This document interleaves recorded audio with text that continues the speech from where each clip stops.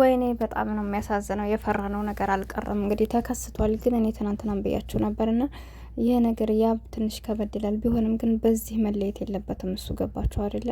እና ምን አለ እነ ልዑል ዛሬ እንኳ ዝም ቢሉ፣ ሱብሃንአላህ ምን አለ ዝም ቢሏቸው እስከ መጨረሻው። የሰው ልጅ እኮ እናንተ እኮ በዛ ሰው ልትናደዱበትም ልታዝኑበትም ልትወዱትን ልትከፉበትም ትችላላችሁ። ነገር ግን ነገር እዚህ ጋር እያለ እናንተ መጨመር የለባችሁ። ምን ልዑል በእውነት አሳፍሮኛል። ለምን ዝም አይልም? ቢያንስ እሷ እያለቀሰች እያያት ነው። ለእሱ ያላትን ስሜት እንኳ ባይገባው ቢያንስ የሰው ልጅ እየተናደደ የበለጠ መጨመር የለብንም። ማንኛችንም ብንሆን በዙሪያችን ላሉ ሰዎች ቢያንስ ለእነዚያ ሰዎች ማገዝ ባንችል እንኳን ግን ደግመን እኛ ማቁሰል የለብንም። በዛ ታይም ላይ ሰው ሲጣላ ማስታረቅ እንጂ ማባባስ የነውር ነው፣ እውነት ለመናገር ማለት። አሰላሙ አለይኩም ወራህመቱላሂ ወበረካቱ። ውድና የተከበራችሁ ቻናል ቤተሰቦች እንዴት ናችሁ? ደህና ናችሁ ወይ? እኔ ያለሁ አልሐምዱሊላህ። ከጎን የሆናችሁ ለምታበረታቱ ለምትሰጡኝ ሀሳብ አስተያየት ሁላችሁንም ከልብ ነው ማመሰግነው። እዚህ ያደረሳችሁኝ ካላህ በታይ እናንተ ውድ ሀገሬ ልጆች ናችሁ። አላህ ከክፉ ነገር ይጠብቃችሁ እና በስደት ያላችሁ ደግሞ አላህ የራሳችንን ህይወት የምንኖርበትን ያሳካልን እላችኋለሁ ወዶቼ። እና እንግዲህ ወድና ሄሉ ስመጣ ሄሉ እንግዲህ እሱን ላለማጣት ያደረገችው ነገር ነው። ስለዚህ እሱ መረዳት ነበረበት እንጂ ግዴታ ልጅ ብቻ አይደለም እሱን ሊያስረው የሚችለው። ገባችሁ? ሲቀጥል ደግሞ አልሐምዱሊላህ ልጅ የሚሰጠው አላህ ነው አይደለ? ዙሮ ቀለበት አስረዋል። ሽማግሌያቸውን ልከው ለምን መውለድ አይችሉም? እንደሆነ ይሄ እኮ ቀላል ነገር ነው። መዋሸቱ ልክ ነው እያልኩ አይደለም፣ ግን ያኔ አንዳንድ ጊዜ ሰዎችን ዋሽቶ ማስታረቅ እንዲሁም ደግሞ ያነሱ ላለማጣት ስንል በጣም ጭንቅ ካለብን ልንዋሽ እንችላለን። እንግዲህ ያው ልክ ባይሆንም ግን ደግሞ እነዛ ሰዎች እኛን ላለማጣት ነው ብለው ሊረዱና ይገባል። ያ ሌላ ነገር አይደለም። አሁን እሱን ላለማጣት ብላ የተጠቀመችው ነገር ነው። መረዳት ይችላል። ልጅ ከሆነ ፍላጎቱ አሁንም እኮ በአንድ ላይ አይደሉ? ስለዚህ አይወለድም እንደ ዛሬ ወርኮ ቸክ በተደረግ ሊኖር ይችላል። እና ይህን ነገር ደግሞ ቢያናደውም በዚህ ተስፋ ቆርጦ ከሄደ እውነትም ያ በቃ የተመለሰበት ራሱን ልጅ የሚለው ነገር ነው እንጂ በቃ ፍላጎት የለውም ማለት ነውና የሰው ላይ በምትወዱ ሰው ላይ ትናደዱ ትችላላችሁ። እንዲሁም ደግሞ እናንተ በምትፈልጉን ነገር ያነሰው ደካማ ጎናችሁን አይቶ እናንተን ለማሰር ካሰበ ብሎ እንደው ምናልባት እንግዲህ ያባይታችሁታል፣ እንባው አውጥቶታል እና ተናዷል፣ አዝኖባል ሊሆን ይችላል። በዛ ላይ የልጅ ጉጉት ያለው ሰው ይመስለኛል። እና ከዛ አንጻር እንግዲህ የሆነ ደካማ ጎኔን አይተሽ ልትበቀኝ ነው እያላት ነው። ይሄ ደግሞ በቀል አይደለም። እሱ እንዲያስበው በመጥፎ ነገር ሳይሆን ነገሮችን አንዳንድ ጊዜ እንደው የሆነ በተጋጨን ቁጥር እውነት ለመናገር መጥፎ ነገሮችን ራሱ አእምሯችን ላይ እንትን ማለት አለብን። የሆነ ሁሉንም በመጥፎ ማሰብ የለብንም። በመጥፎ ካሰብነውማ እኮ የሰው ልጅ ጋር እኮ ሰላም እየበላን እየጠጣን ቁጭ ብለን እኮ የሆነ አንዲት ነገር ሲያደርግ ሀየ ነው ያንንም እሱ የሚያደርገውን ነገር በመጥፎ ከተረጎም ነው በቃ ወዲያውኑ ራሱ እንደ የሸይጣን ነገር ሌሎች ነገሮች ያሳስበናል። አያችሁ። ስለዚህ ከሰው ጋር ለመኖር የሚሞክር ሰው እንዲሁም ደግሞ ሰው በትዳር ውስጥ ባለው ነገር በቃ ነገሮችን በቃ በመልካም ወላሂ ሰላም ይሰጣል። እኔ ራሱ አሁን በቅርብ ነው ይሄን ነገር በቃ ትንሹም ትልቁም በቃ እኔ እንዳልኳችሁ ሰው የሚዋሸኝ ሰው በጣም ያናደኛል። በቃ እኔ አምኜም የሆነ በስተጀርባ ነገሮችን የሚያደርግ ሰው በጣም ነው የሚያናደኝ። በቃ እኔ ደግሞ ነገሮችን ግልጽ ካልሆነ መደባበቅ ምናምን አይመቸኝም። አስመስዬ ሰዎችን አሁን አንዳንድ ሰው አሁን የሆነ በምትወዱት ሰው ላይ የሆነ ጥፋት ስታዩ ሁሉንም በቃ እያዩ በቃ እሱን ላለማጣት ያስመሰላሉ። እኔ ደግሞ አልችልም እንዲህ አይነት ነገር በቃ ለምን ነው የምለውና እንደዚህ አይነት ነገሮች ደግሞ እንደ ሁሉንም መተናነቅ ከባድ ነው።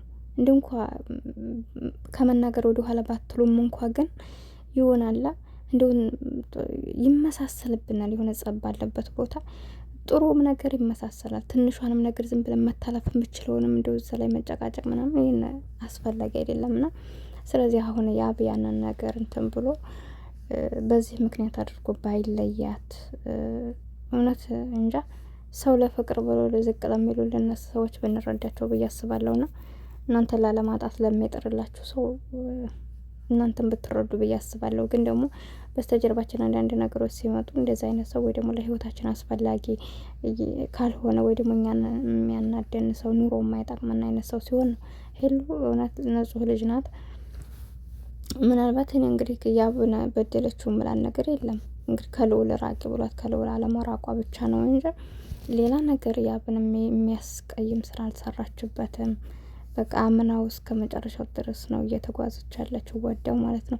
ስለ ወደደችውም ነው ይሄን ነገር እያደረገች ያለችው። ያኔ እሱን ስላወቀችው ምን እንደሚያስፈልገው ስለተረዳይ ብዙ ጊዜ እንግዲህ የሚጎዳችሁም ሆነ የሚጠቅማችሁም ሰው የእናንተንም ጸባይ ቀርቦ ያወቃችሁ ሰው ነው እንግዲህ እናንተን በምንድን ነው ሊያስራችሁ የሚገባው ብሎ ከተረዳ በኋላ ነው እንግዲህ እናንተን ከዛ ነገር ሀታ ለው ምናልባት እኮ ያነሰው መጥፎ ነገር ሊገባ ከሆነ እናንተ ምክንያት ሆናችሁ ከዛ ነገር ልታስቀሩት ትችላላችሁ። ምክንያቱም ያነሰው ስለምታውቁ በቃ የእሱን ደካማ ጎን ተጠቅማችሁ ለጥሩ ነገር ከሆነ ያ ምንም ችግር የለ። ስለዚህ ሄሉ እሱን ለመበቀል ሳይሆን አርገዣለሁ ያለችው እሱን ለማናደር ሳይሆን በኋላ ሲሰማ ግን በዚህ ነገር ነገሮች ይበርዳሉ።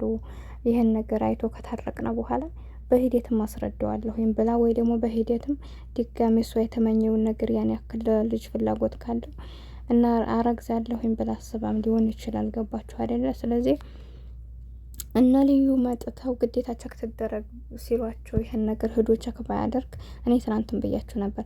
እስከ ዛሬ ወር ድረስ ዝም ብላ ብታቆየው ኑሮ ምናልባት ከዛ ወዲህ አብረው ከሆኑ ማርገዝ ትችላለች። የዛሬ ወር ቸክ ሲደረግ ያኔ እውነት ይሆናል። ያኔ 1 ወር 2 ወር የሚለው እነሱን አያጣላቸውም ነበር። ገባችሁ? ዋናው እርጉዝ መሆኗን ካየ እንትን ይሉ ነበርና አንዳንድ ጊዜ በእኛ ህይወት ሌላ ሰው መሰናክል ካለብና እነዛ ዋሽት ልናገኛቸው የቻልናቸውንም ሆነ ጥረን ወደ ራሳችን ልናመጣቸው የነበሩ ስኬቶችን ያንቀራጭሱብናልና በህይወታችሁ በትዳራችሁ ማንንም ሰው አታስገቡ ባይነኝ እንደ ራሴ ማለት ነው። ህይወት በቃ የግል ናት። ገባችሁ? በተለይ በባልና በሚስት መካከል ማንም ሰው እናታችሁ ሆነ አባታችሁ ሆነ ወላሂ እንደነገርኳችሁ እናት አባት ለልጁ መጥፎ ነገር አይመኝም። ነገር ግን እናንተ ባላችሁን የሚበድላችሁ ነገር እያለ ሆኖ ግን የምትወዱት ብዙ ነገር ካለ ያንን የሚበድላችሁን ነገር ወይ ደግሞ መጥፎ ነገሩን ችላችሁ ትኖራላችሁ ስለምትወዱት። ቤተሰብ ደግሞ ያችን ትንሿን የሚበድላችሁን ነገር ካወቀ እናንተ እሱ ጋር እንድትናደዱ አይፈልግም። ገባችሁ? ግን ደግሞ እናንተ ትታችሁ ብትሄዱ በዛ በትንሽ ችግር ከዛ በላይ እሱ ማጣታችሁ የሚጎዳችሁ ነገር ስለሚሆን እና ስለዚህ ቤተሰብ ራሱ መግባት የለበትም። እናንተም እችለዋለሁ ብላችሁ ካላፈታ የምትገፉትን ህይወት ቤት እንኳን ሌላ እናት አባት ራሱ መግባት የለበትም። ሰው እነዚህ ልጆች ደግሞ እንደነገርኳቸው ለውለም ሆነ ይችል ልዩም ለራሷ ማድረግ ስለምትፈልግ ልውልም ደግሞ አይጠቅማትም ብሎም በማሰብም በዛ ላይ ለራሱም ስለሚፈልጋት ዙሮ ሁለታቸውን አብሮነት ስለማይፈልጉ ይህን ነገር እያረጉ ስለሆነ አሁን ራሱ ልዩ አንደኛ ልጁ ያንተ አይደለም በማለት አስብ አይምሮውን መርዛው ነበር። አሁን ላይ ደግሞ ያ አልሳካ ሲላት እርጉዝ አይደለችም ብላ እንግዲህ ያመጣችውን ጣጣ አይታችኋል። ተመልሰው ተጣሉና እውነት ያ አልቅሶ እንደዛ ሳየው በጣም ነው እንትን ያልኩት። ብቻ የሆነ ተሰምቶታል ማለት ነው። እና ምናልባት ይቅር ካላላት ሄሉ ከዚህ በላይ ስለምትጎዳ ትንሽ ከብዳለን። ለማንኛውም አላህ ይጠብቀን ከእንደዚህ አይነት ነገር በትዳራችን ከሚያሰናክሉን ሰዎች አላህ ይጠብቀን መቀኛችንን። እና እንግዲህ ነገ በጥሩ ሁኔታ ይመጣሉ ኢንሻአላህ ያስታርቋቸው ብዬ አስባለሁ። በእርግጥ ያ በአንድ ቀን በዛ ሽላይል ይችላል እና ባለፈው ማራቀና 5 ቀን ቆይተው ነው ወደ ዛ ነገር ቀይረው የነበረው። አሁንም እንደምንም ብላ ይታረቃሉ ብዬ አስባለሁ። ለማንኛውም ቻናሌን ሰብስክራይብ አድርጉ። ሰላም